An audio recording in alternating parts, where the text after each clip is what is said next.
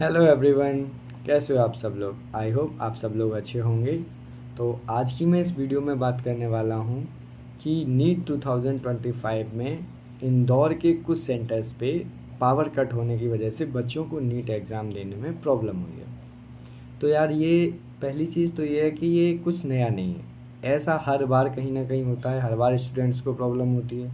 लेकिन एनटीए कभी भी सारी चीज़ें प्रॉपरली मैनेज नहीं कर पाता है। ये बात मैं आपको अपना बता रहा हूँ कि 2023 में जब मैंने एग्ज़ाम दिया था नीट का, तो मेरा सेंटर जिस स्कूल में था उसमें जो वहाँ के इन्विजिलेटर्स थे, उनको ये तक नहीं पता था ये एग्ज़ाम किसका है।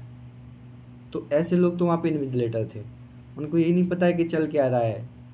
मतलब वो ये समझ रहे कि ये बोर्ड का एग्ज़ाम है, जबकि बच्चे पूरी पूरी साल लगा देते हैं, पूरी जान लगा देते हैं सिर्फ 3 घंटे के लिए। तो वही है कि ऐसे लापरवाही करता है एनटीए, जिसमें हर बार लॉस बच्चों का ही होता है।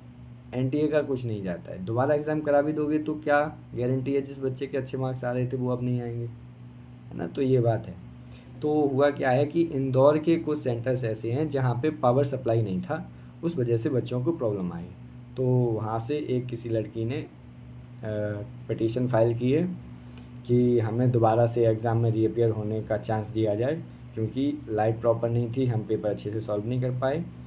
तो देखते पहले न्यूज़ क्या है। तो एमपी हाई कोर्ट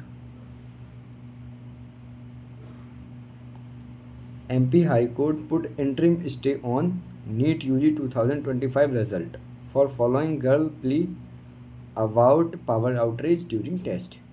तो इसमें क्या है कि जो एग्ज़ाम 4 मई को हुआ है और बैड वेदर की वजह से, पावर ना होने की वजह से बहुत से बच्चों को प्रॉब्लम हुई है। तो जो लड़की थी जिसने कंप्लेंट फ़ाइल की है, उसका कहना है कि हमें फिर से एग्ज़ाम में रीअपियर होने का चांस दिया जाए। ठीक है। तो इस पे जो जस्टिस सुबोध अभ्यंकर थे, तो उन्होंने कहा है, while granting the interim leave to the petitioner held that her entrance test was affected due to power outrage and the authorities failed to provide proper condition during the test। यानी जो justice थे, उन्होंने कहा है कि जो ये अच्छी प्रॉपर कंडीशंस प्रोवाइड कराना है ये अथॉरिटीज़ का काम है, यानी ये एनटीए काम है। अगर ऐसा कुछ भी होता है तो इसमें एनटीए की, गवर्नमेंट की इसमें जवाबदेही होगी। तो अब नेक्स्ट पिटीशन, आपकी जो नेक्स्ट हियरिंग है वो आपकी 30 जून को है। तो इसमें क्या है कि हाँ, एक और चीज़ है। जब ये पिटीशन फाइल हुई है और केस हुआ है, तो जो रेस्पोंडेंट थे, जिसमें रेस्पोंडेंट एनटीए और गवर्नमेंट है, तो वो कोई भी वहाँ पे नहीं पहुँचे हैं। ठीक है ना? कि सामने से कोई नहीं आया है, बस हियरिंग हो गई है, मतलब जस्टिस सुप्रीम कोर्ट को मतलब हाई कोर्ट को ही मजाक बना दिया है। तो ऐसा नहीं है, लेकिन फिर भी इंडिया की एक अच्छी बात यह है कि इंडिया में लॉ सबसे ऊपर है, कॉन्स्टिट्यूशन सबसे ऊपर है। कहीं भी किसी भी कंडीशन में अगर आपके जो फंडामेंटल राइट्स हैं उनको वॉयलेट किया जाता है, तो आप बिना किसी डाउट के सुप्रीम कोर्ट का दरवाज़ा खटखटा सकते हैं। डेफिनेटली आपको हेल्प मिलेगी। सुप्रीम कोर्ट, हाई कोर्ट, यानी आप जुडिशरी में आप बिल्कुल, आप हेल्प मांगेंगे तो हेल्प मिलेगी। ठीक है ना? तो ये है। इसमें देखो कहा भी है कि घंटे के एग्ज़ाम में 2 घंटे तो बिजली नहीं है, तो बच्चा क्या ही करेगा एग्ज़ाम में। और कुछ जगह पे कैंडल लाइट, यानी कुछ जगह पे तो कैंडल लाइट जला के एग्ज़ाम दिया गया है। तो ये है पूरी न्यूज़। अब बात आती है कि क्या रीनीट होगा 2025। तो अब इस पे देखो, डिस्कशन करने के लिए आप कितना भी डिस्कशन कर लो, होगा नहीं होगा, सबके लिए होगा नहीं होगा, केवल इंदौर सेंटर पे होगा, या फिर सबके लिए रीनीट होगा। तो देखो, मैं कुछ केस आपके सामने लेके आया हूँ कि नीट 2029 में भी रीनीट हुआ था ओडिशा में, बिकॉज ऑफ वहाँ पे साइक्लोन आ गया था, है ना? तो साइक्लोन की वजह से वहाँ दोबारा रीनीट हुआ था।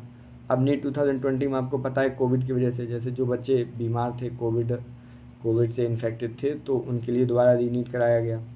2022 में हिंदी इंग्लिश पेपर, अगर आपको याद हो तो राजस्थान में कुछ सेंटर ऐसे थे जहाँ पे हिंदी मीडियम के जो स्टूडेंट थे उन्हें इंग्लिश का पेपर दे दिया गया था। ठीक है ना? तो ये चीज़ गड़बड़ हुई, तो वहाँ पे भी रीनीट हुआ। उसके बाद 2023 में आपको पता है मणिपुर में जो लोकल दंगे वगैरह हो रहे थे उस वजह से वहाँ पे कंडीशंस ऐसी नहीं थी कि पेपर कराया जाए, तो फिर से रीनीट हुआ। तो डेफिनेटली इसमें अगर आप जुडिशरी के पास गए हैं तो कुछ ना कुछ पॉजिटिव आउटकम निकलेगा, और मोर लाइकली कि वहाँ पे एग्ज़ाम हो। और ऐसा भी हो सकता है कि ये बोल दिया गया है कि नीट का रिज़ल्ट है वो मतलब हम हेल्ड कर देंगे, अभी अभी नहीं होगा, नहीं अभी रिज़ल्ट डिक्लेयर किया जाएगा, लेकिन ऐसा नहीं है। अभी एनटीए आपका जो भी देगा अपना कि क्या है जो एनटीए से मांगी गई है, नोट मांगा गया है कि आप बताइए हमें क्या प्रॉब्लम हुई है क्या नहीं है, तो वो फाइल करेगा। उसके बाद डेफिनेटली इसके लिए पॉजिटिव आउटकम निकलेंगे। और नीट 2025 का एग्ज़ाम जहाँ पे प्रॉब्लम हुई है वहीं पे होगा, ऑल इंडिया रीनीट नहीं होने वाला है, ये बात आप अपने दिमाग से निकाल दो। अच्छा, अब एक चीज़ और, बच्चे इस चीज़ से परेशान हैं, तो यार अब बात आती है क्या इस नीट 2025 के रीनीट होने से, जहाँ पे जिन सेंटर्स पे प्रॉब्लम हुई है, क्या उससे कट ऑफ इंक्रीज़ होगी, पेपर का लेवल? अच्छा देखो, बच्चों के मन में ये डाउट है कि हो सकता है पेपर अभी जी आ जाए तो जो बच्चे वहाँ पे एग्ज़ाम देंगे दोबारा से वो अच्छे से एग्ज़ाम दे लें और उनके मार्क्स ज़्यादा हैं तो कट ऑफ ऐसे इंक्रीज़ हो जाएगी। तो लगभग 11 ऐसे सेंटर्स हैं, ठीक है ना, और 11 ऐसे सेंटर्स हैं जहाँ पे ये प्रॉब्लम हुई है।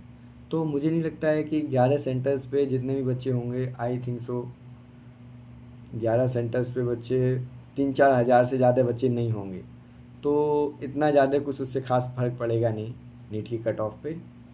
तो और सिर्फ ये इंदौर की बात नहीं है, ऐसे बहुत से सेंटर्स हैं जहाँ ये प्रॉब्लम हुई है, लाइट की प्रॉब्लम हुई है, कहीं पे बायोमेट्रिक स्कैन नहीं हुआ है, या कहीं पे लाइक जो मेटल डिटेक्टर है वो काम नहीं कर रहा है। ऐसी बहुत सी छोटी मोटी प्रॉब्लम्स होती रहती हैं सेंटर्स पे।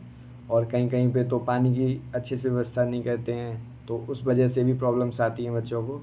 लेकिन वही है ना कि कहते नहीं हैं, अगर ऐसा कुछ आपके साथ हुआ है, कोई पावर की प्रॉब्लम हुई है या अननेसेसरी आपको परेशान किया गया है, तो आप डेफ़िनेटली शिकायत कर सकते हैं जुडिशरी में, वहाँ से आपको डेफ़िनेटली एक पॉजिटिव रिज़ल्ट मिलेगा। तो यही था इस वीडियो में, और फर्दर जो भी इससे रिलेटेड अपडेट होगी मैं आपको अपडेट करता रहूँगा। तब तक के लिए आप खुश रहो, अच्छे से रहो, बाय बाय।